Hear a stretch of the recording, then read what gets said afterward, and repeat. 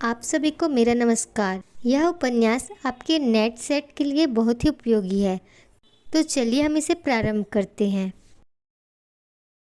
पर यह जानकर मुझे आश्चर्य हुआ कि उबगिनी में निपुणिका मुझसे मिली थी। मैंने कुतूहल के साथ प्रश्न किया, क्या कहती है, नियुमिया? तू उज्जैनी में मुझसे मिली थी? हाँ मैं उबगनी में तुमसे मिली थी। तुम उस समय शाविनलक के अबू पर मुझे ही खोजने गए थे। शार्मिक्षक का अड्डा। मुझे उज्जवीना के जनौकीर्ण लोकालय में मिट्टी के दियों से सदा सुसज्जित बहुगंधी पानशाला याद आ गई, कहाँ मद्यपी, सत्करों और चोरों का निवास है। वहाँ स्त्रियों की खरीद बिक्री का कारवार होता है। नगर के निचली श्रेणी के विटों, विदूषकों और लंपटों का वह अड्डा है। मुझे संदेह था कि निपुणिका कहीं इन लोगों के जाल में न फंस गई हो, इसलिए कई दंधरों को साथ लेकर मैं उस नरक कुरूर की तलाशी लेने गया था। ये दुर्गेश्वर का भांडार है, दुराचार का आश्रय है, लंपटता का आवास है। वहीं निपुणिका मुझसे मिली थी। मैंने आश्चर्य के साथ पूछा, बाँ कैसे गई, नियुनिया? मैं मदपाइयों की चपक भर भर कर मय दिया करती थी। इसी रूप में? नहीं, मैंने बालक वेश चारण किया था। तू स्वेच्छा से गई थी, निडनिया? हाँ मैंने स्वेच्छा से केवल एक दिन के लिए नौकरी कर ली थी और वेतन लिए बिना ही दूसरे दिन भाग आई। मैं आश्चर्य से निपुणिका के मंड की ओर वाकने लगा। बदइंस्ती हुई बोली, तुम नहीं समझोगे भड्डू, मैं बता रही हूँ। फिर निपुणिका ने अपनी कहानी इस प्रकार सुनाई। तुम्हें जानकर आश्चर्य होगा कि यद्यपि तुम्हारी नर्तकियां अब्रीच में रहती थी और तुमने उनकी कुल धुओं का सम्मान दिया था, पर मैं शारिनलक की दुकान का पता आनती। जिस अशुभ रात्रि को मैं तुम्हारे आश्रय को छोड़कर भागी, उस राशि को शामिलिक की दुकान बंद थी। बद तुम्हारे प्रकरण का अभिनय देखने गया था। मैं नेपथ्य नहीं के वेश में ही नाक पड़ी थी। बड़ी देर तक मैं उबपनी की सुनो गलियों में मारी मारी फिटरी। उस रात्रि को उज्जैनी के समस्त खो पुरुष बाण का अभिनय देखने गए हुए थे। गयाचों के कपाट बंद थे। अलिंदों की देहलियां सुनी थी। वीथियों में यत्र तत्र राजकीय प्रदीप अंधकार दूर करने का कासफल प्रयक्ष कर रहे थे। मैं एक दी पटी तक कुछ ठीक न कर सकी कि कहाँ जाऊं। मेरा मन बुरी तरह आदत था। मैं लज्जा और निराशा में पागल हो गई थी। आज सोचती हूँ तो जान पड़ता है, मैंने कितनी बड़ी मूर्खता का काम किया था। घूमते घूमते मैं थक गई और एक बार मन में आया कि फिर लौटकर तुम्हारे ही आश्रय में चली जाऊं। मुझे पूरा विश्वास था कि तुम मुझे क्षमा भी कर दोगे, पर मेरा भाग्य अप्रत्यक्ष था। मैं आगे बढ़ी। मुझे बिल्कुल मालूम नहीं था कि मैं कहाँ चली जा रही है। घूमते चामते में एक बड़े प्रासाद के सामने पहुंच गई। मुझे ऐसा लगा कि यह क्रूर परमारक के किसी राजकर्मचारी का प्रासाद होगा। प्रासाद के भीतर दीपमालिका सी जगमग हो रही थी। भीतर दो चार दातियां शायद रही हो, पर बाहर कोई नहीं था। मैं अंधकार में एक जगह खड़ी होकर सोचने लगी कि क्या यहाँ मुझे एक रात के लिए कोई रुकने देगा। इसी समय मैं जिस स्थान पर खड़ी थी, उसके पास दी हलचल सी हुई। फिर दो काले भूत जैसे आदमी उस स्थान के एक बिल में से निकल पड़े। उनके सारे शरीर में तेल चुपड़ा हुआ था और पहनावे में 1 मील लंगोट के अतिरिक्त और कुछ न था। बाहर आते ही ये कुछ संभालने लगे। मैं उन्हें देखते ही मारे बर के चिल्ला उठी और मूलित होकर धड़ाम से गिर गई। मेरा चिल्लाना सुनते ही वे सब कुछ छोड़ छाड़ कर भाग गए। उस समय तुम्हारा प्रकरण अभिनीत हो चुका होगा, क्योंकि मेरे गिरने के कुछ क्षण बाद ही नगरी की प्रचान गणिका मदमिश्री की गाड़ी यहाँ लगी। उसका के प्रकाश में एक दासी ने मुझे देखा और आश्चर्य तथा भय से चिल्ला उठी। मदनश्री ने गाड़ी से उतर कर मुझे उठाया। मैं उस समय संशयहीन तो नहीं थी, पर मेरी शिराएं इतचेष्ट हो गई थी। मैं लज्जा और भय से बीभूत बनी नहीं पड़ी रही। मदनश्रो ने मेरा वेश देखकर मुझे पहचान लिया। आश्चर्य और कुतूहल से वह हैरान सी रह गई। अस्फुट स्वर में बोली, ये तो बागा भट्ट की नर्तकी है। फिर उसने बड़े प्यार से मेरे सिर पर हाथ रखा और हेला के साथ बोली, कहाँ चली हो, एला? इसी वेश में अभिसार की निकल पड़ी। ये कौन सौभाग्यशाली प्रेमो है, जिसके लिए इस गहन अंधकार में तुम चल पड़ी। निष्ठुर है वह सली, निष्ठुर है। मैंने मदनी को पहचाना। हंसकर बोली, मेरा प्रिय गम है, इला। मदनी ने मेरे कपोल पर इसका हा आघात किया। 6 सरले, ऐसा भी बोलते हैं। उड़ी तो मैं उठी और मेरे वस्त्रों में उलझी हुई एक पटीलिका गिर पड़ी। उसमें की सामग्री रास्ते पर बिखर गई। नागते समय चोर उसे फेंक गए होंगे। पटोलिका में अलाउक, महावर, मनहशिला, हरिताल, हिंगुल और राजावर्त का चूर्ण रखा हुआ था। स्पष्ट ही यह मदनी के चित्रकर्म की सामग्री थी। मुझे बाद में चलकर पता चला कि मदनश्री बहुत अच्छा चित्रकर्म जानती थी। महाकाल के मंदिर में जो हर पार्वती की मनुष्य प्रमाण प्रतिकृति तुमने देखी थी, वह उसी मनहशिला और राजावत के चूहों के मिश्रण का भूत प्रयोग मालूम था। न जाने सिकथक, भीम, ऐसी वस्तु यह उनमें मिला देती थी कि मनहशिला का रंग एक विचित्र प्रकार से चमक उठता था। तो उस पटोलिका की देखकर गणिका के आश्चर्य ठिकाना नहीं रहा। मुझे जरी हुई देखकर उसने पहले अनुमान किया था कि उसके रथ की देखकर हो में हर गई थी। बाद में जब मैंने चोरों की बात बताई तो उसने शंकित भाव से संत की ओर देखा। पटोलिका के अतिरिक्त उसके श्रृंगाराधान की पेटिका भी चादर पड़ी हुई थी। एक बार तो ये कातर भाव से बिल्ला उठी कि दला, मैं लुट गई। पर ध्यान से देखने पर मालूम हुआ कि पेटिका में कुछ गया नहीं है। उसने कृतज्ञतापूर्वक मुझे गले लगा लिया। बोली, सखी, तुम न आई होती तो मेरा सर्वस्व लुट जाता। फिर जरा रुककर बोली, सली, तुम लोग तो बागा भट्ट की कुल वधू हो, क्या यहाँ एक रात नहीं कर सकती? मैं क्या कहें माया, जिस समय उसने तुम्हारा नाम इस चंग से लिया, उस समय मेरा मुंह कोथ और अमृत से लाल हो गया। उसके इस कथन का तात्पर्य तुम नहीं समझ सकोगे। वह कलुप मानस का कलुषितर अभियोग था। मुझे अपने ऊपर भी बड़ा कोष आया, क्योंकि यह बराकी मुझे तब भी अनिसारिका समझ रही थी और मुझे चिढ़ाने के लिए ही उसने ऐसा वाक्य कहा था। मैंने शांति के साथ ही कहा, सली, मेरी जैसी अभागिनों को देखकर बागा मह को छोटा न समझो। मैं अब वहां नहीं जाऊंगी। गणिका अवाक होकर मेरे मुंह की ओर देखने लगी। फिर मेरा हाथ पकड़कर बोली, चलो भीतर बलें। मैं मदनश्री के साथ उसके विशाल महल में घुस गई, जिसे एक घंटे पहले बाई भट्ट की कुत वधू कहा गया था।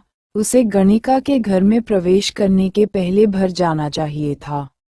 भट्ट, मैंने तुम्हारे पवित्र नाम को कलंकित किया है। मैं इतना कहकर निपुष्टिका ने घुटने टेक में चड़फड़ाकर उठ खड़ा हुआ। निपुणिका रहस्य में बिल्कुल नहीं संभा सका था। उसने कर मुझे प्रणाम किया कि इन समस्त बातों का शांत भाव से कहा, बैठी भाई, थोड़ा और बैठो। मैं बैठ गया। निपुषिका का चेहरा खिल गया। एक क्षया में ही मेषयुक्त चंद्रमंडल की भांति, शैवाल मुक्त कमल पुष्प की भांति, कायदाई हुई पुष्करिणी की भांति और कुंचटिका विरहित दिग्मयटल की भांति वह प्रसन्न और निर्मल डो गई, मानी उसके हृदय का कोई विशाल शस्य निकल गया हो। चीरा में घेसी नुकीली कील शहर निकल आई। वह पितृ बीली मदन श्री का प्रसाद बहुत विशाल था। उसके द्वार पर नाना भांति की कुसुम मालिकाएं मनोहर ढंग से सजी थी। भिन्न भिन्न प्रकोष्ठों में शुक सारिका, लाम तितिर, हंत कारंडव, ममूर सारस के नियाम थे। बीड़ों और मेयों के लिए अलग प्रकोष्ठ थे और नागर जनों के विश्राम और गान तुत्य सुनने के अलग अलग प्रकोष्ठ नियत थे। उसके प्रमोद बन की स्पंद दिल पोठिकाश्रों पर नगरी के बड़े बड़े श्रेष्ठ कुमार कुसुमाकरण, फूल विज्ञाना किया करते थे। उसकी कीड़ा मापी के इंसों और चक्रियाकों को मुनाल नक्शन कराना नागरिक लोग सौभाग्य का कार्य मानते थे। मदनश्री ने बड़े उद्धत गर्व के साथ तुम्हारे विषय में कुवाच्य कहे थे नट, पर उस बेचारी का दोष नहीं था। उसने पुरुष देखा ही नहीं था। उस बंधुलों, विटों, संपत्ति और अत्रैनों की रंगभूमि में मनुष्य का कहीं पता न था। उसने गर्वपूर्वक जब कहा था कि तेरे बागा भट्ट जैसे सैकड़ों यहाँ तलवे चाटने आया करते हैं, सखी, तो मुझे उस पर कोश नहीं हुआ था। मैंने केवल उपेक्षा को हंसी हंस दी थी। दूसरे दिन जब वह चीनांशुक में सजकर, गले में रखायली पद्म कर, लोद्रेणु से कपोल संस्कार कर फौर अल्क पैरों को कुसुम स्तयक बाले उपान्हों में सजित कर तुमसे मिलने गई थी, तो मैं क्षण भर के लिए चिंतित हो गई थी। इतना कहने के बाद निपुणिका कुशलजन सी गई। फिर संभल कर बोली, तुम्हें स्मरना है न भट्ट, दूसरे दिन वह तुमसे मिलने गई थी। मैं उस घटना की मूल गया था। आज निपुषिका के स्मरणा कराने पर उज्जैनों की मदनी का रूप स्मृति पट पर एकाएक था उपस्थित हो था। उस दिन निपुणिका के न मिलने के कारगा मैं बहुत चिंतित था। उसी समय मेरे एक भूतिया ने समाचार दिया कि नगरी की प्रधान गणिका मदनो कल के अभिनय की सफलता पर बधाई देने के लिए पधारी है। मैंने उसका स्थागत किया था। उसमें कुल कन्या कांताशील था और कवि की सी प्रतिना। उसने अल्क भी चारण किया था, वह मुझे खूब याद है। क्योंकि जब उसने कुद्दिम भूमि पर पैर रखा, तो मैंने आश्चर्य के साथ डेला कि उन पर प्रशाल मणि की रस चारासी यह गई ऐसा जान पड़ा, मानो लाल हाल लावण्य खीत से सारा कुट्टिम प्लावित हो गया है। उसके चीनांशुक के किनारों पर एक हल्की लाली लहर सी डोल रही थी। नूपुरों की क्वन्नध्वनि में उस तरंगाए तलकाना की शानमय बना दिया था। मैंने रक्षाबलों माला को शायद लक्ष्य ही नहीं किया, पर उसके अंशुकांत आंचल के बाहर निकले हुए बाहुभुगल को देखकर मृणाल नाल का भ्रम हुआ था। उसकी पहली छरहरी अंगुलियों की नसप्रना से वे वलायत जान पर एकते थे। मदनश्री नगर की प्रधान गणिका होने के ही योग्य थी। उसके प्रवाल के समान हाल हाथ अधर युगल अनुराग सागर की तरंगों के समान मोहन दिलाई दे रहे थे। उसके गंस्थल की रफायदात कांति देखकर मंदिरा नस से पूर्ण माणिक्य शुक्ति के संपुट की याद आ जाती थी। उसकी बड़ी बड़ी काली बाँचें शतदन्न विविध ब्रह्म की भांति मनोहर थी। भ्रलताएं मदमंत यौवन गजराज की मद्राती की निदित तरंगामित होती दिस रही थी और ललाट पट पर मनःशिला का लाल बिंदु अनुराग प्रदीप की भांति बल रहा था। उसने लोद्रेणु से अंतस्थलों का संस्कार अवश्य किया होगा, क्योंकि माणिक्य कुंडलों में उसके उड़े हुए चूर्ण लगे हुए थे और ऐसा जान पड़ता था कि कर्णोत्पल से क्षरित मधुधारा में पद्म किंजल चूर्ण बहे जा रहे हो। ललाट मणि की लाल किरणों से घुले हुए उसके मेचक केशपाश संध्याकालीन मेष हंबर की भांति दर्शक की बरस आकृष्ट कर रहे थे और ऐसा जान पड़ता था कि एक अद्भुत मज्जारा लोचन अगत को विह्वल कर रही है। उसकी हंसी में बालिका की सी सरलता प्रकट हुई थी और क्षयाबर के लिए मेरा उद्भिन्न चित्त भी उस शोभा की मनोहारिणी पद्मराग पुतलिका को देखकर विश्राम पाने लगा था। उससे थोड़ी देर तक ही बातचीत हुई थी। मैं घूम फिर कर सोई हुई निपुगिएका की बात पर आ जाता था, पर बंध कला और शिल्प की बात करना चाहती थी। यह उठकर जब चला गई, तो मैं भूल हो गया कि कोई आया था। विद्युत की चिरस्थायी प्रभा की भांति यह एक मूल जाने योग्य झलक छोड़ गई थी। मुझे ऐसा लगा था कि वह मेरे वैदग्ध्य का आदर नहीं कर सकी, और मैंने उसकी परवाह भी नहीं की, क्योंकि मैं उस दिन अपनी विदम्यता का श्राद्ध करने जा रहा था।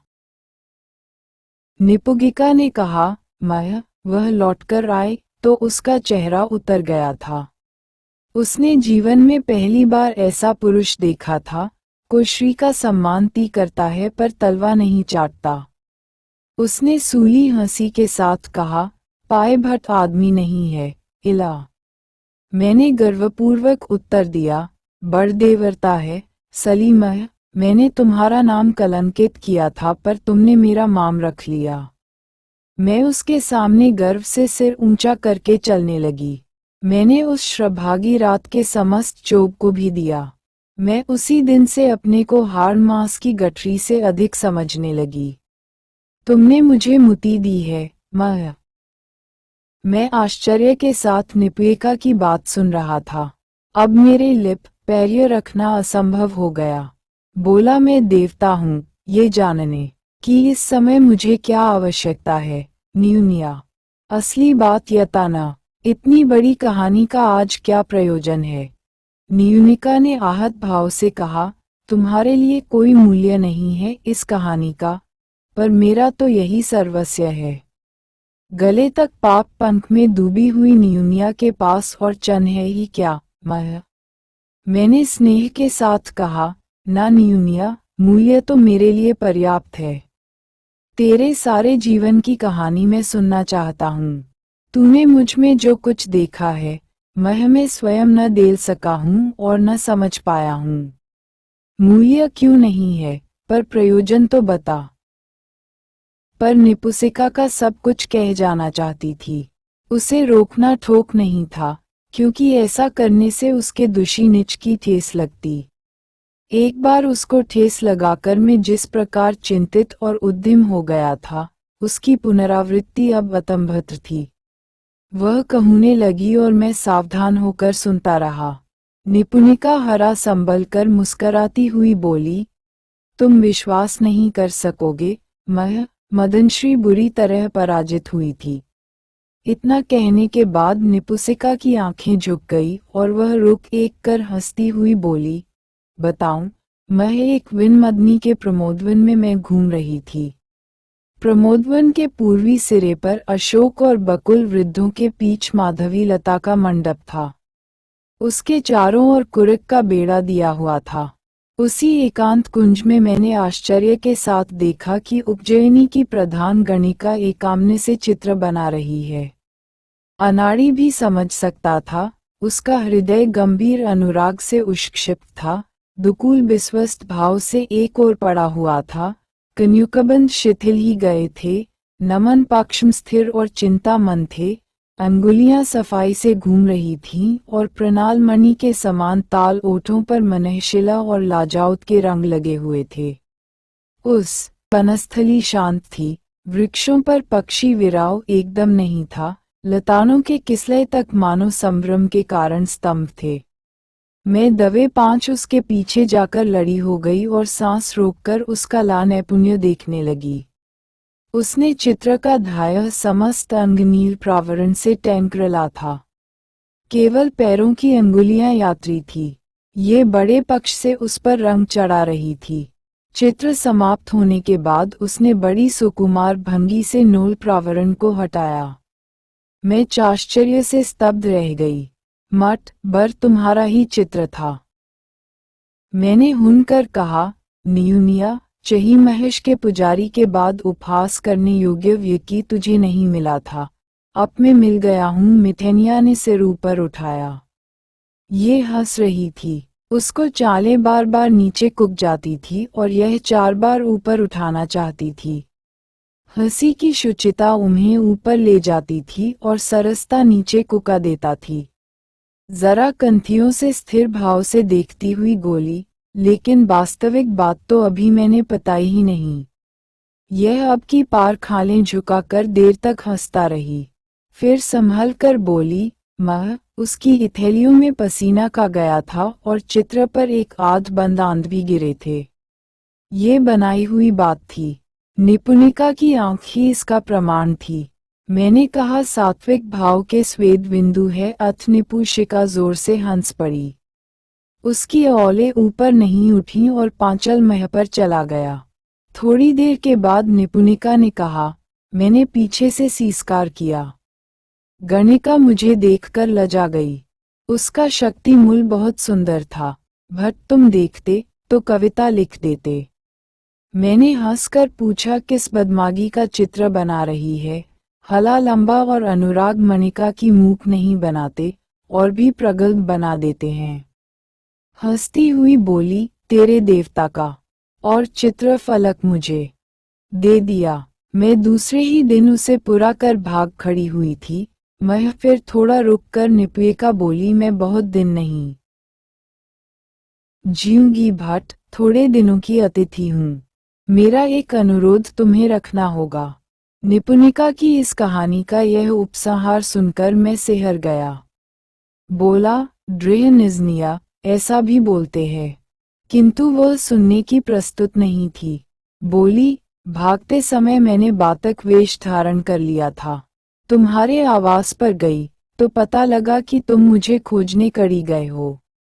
वह भी पता चला कि गर्वितक की दुकान पर दगधरी के साथ तलाशी लेने जाओगे। मैं एक बार सिर्फ तुम्हें देखकर उज्जैनी डांड देना चाहती थी। रार्थितक की दुकान पर मैं चली जा रही थी कि रास्ते में एक शकद्वीप का ब्राह्मण ज्योतिषी मिल गया। उसने मुझे देखते ही कहा, श्रा बेटा, तेरा भाग्य गिन हूँ। मैंने 1 दीनार ज्योतिषी को दिया। मेरे पास बहुत थे। उसने नाना नौती के चक्र श्रींच कर बताया कि तेरा विद्य अच्छा है, पर तुझे दुख भोगना है। मैंने पूछा कि मैं जिससे भेंट करने जा रहा है उसके विषय में कुछ बताऊं। उसने थोड़ी देर तक गणना करने के बाद कहा, वह यशस्वी कवि होगा, परंतु कोई रचना समाप्त नहीं कर सकेगा। जिस दिन वह कविता लिखने बैठेगा उस दिन से उसकी चायु चीगा होने लगेगी। वह उसके बाद सहस्र दिन तक जीवित रह सकेगा। ज्योतिषी की बात से मैं चकित हो गई और हाथ जोड़कर बोली, कोई बचने की विधि है क्या? ज्योतिषी ने सिर हिलाकर कहा, है। फिर थोड़ी देर चुप रहने के बाद ज्योतिषी ने कहा, उससे कह देना कि किसी जीवित व्यक्ति के नाम पर काम्य न लिखे।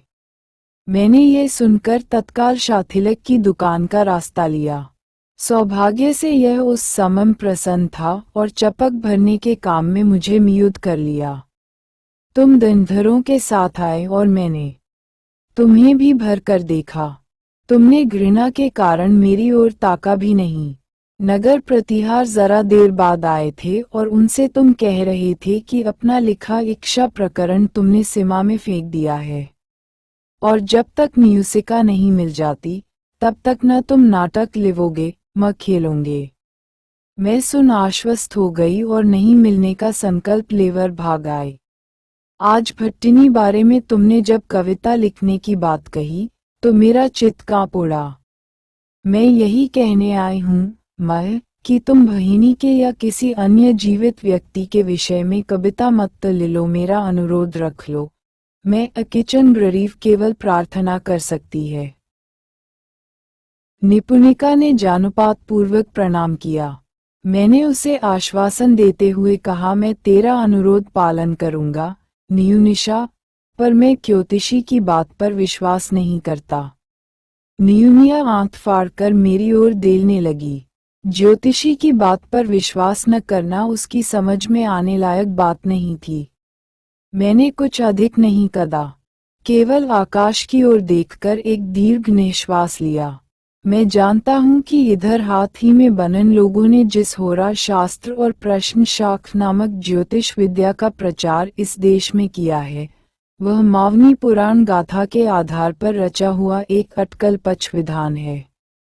भारतीय मियाँ ने जिस कर्म कल और पुनर्जन्म का सिद्धांत प्रतिपादित किया है उसके साथ इसका कोई मेल ही नहीं है। यहाँ तक कि हमारे पुराण प्रथित ग्रह देवताओं की जाति, स्वभाष और लिंग तक में अद्भुत विरोध स्वीकार कर लिए गए हैं।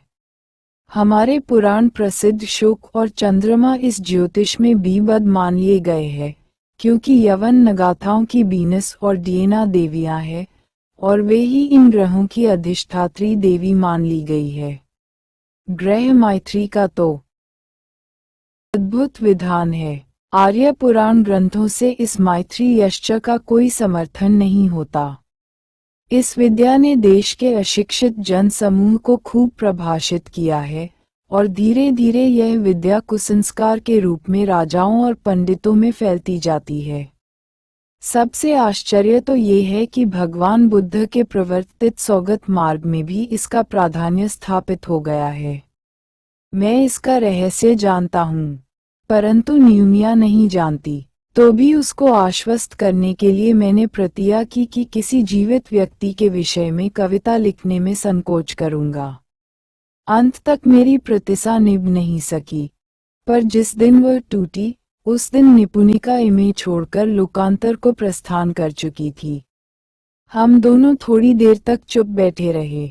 नौक के नीचे से आनंद गद स्वर में सुनाई दिया। कदीयम्ना सचराचरा चरा विषय कोट्याशित मूर्तिधार्या समुद्धता मेन गराय रूपिणा स में स्वयं भूर भगवान प्रसीदतु कंठ मिंगिनी का था। निपुणिका धड़फड़ाकर उठ पड़ी, बोली, निंकिनी की पूजा समाप्त हो गई, चली प्रसाद लें। धन्यवाद। आगे के उपन्यासों के लिए मेरे द्वारा बनाए गए YouTube चैनल हिंदी की दुनिया में सुन व देख सकते हैं।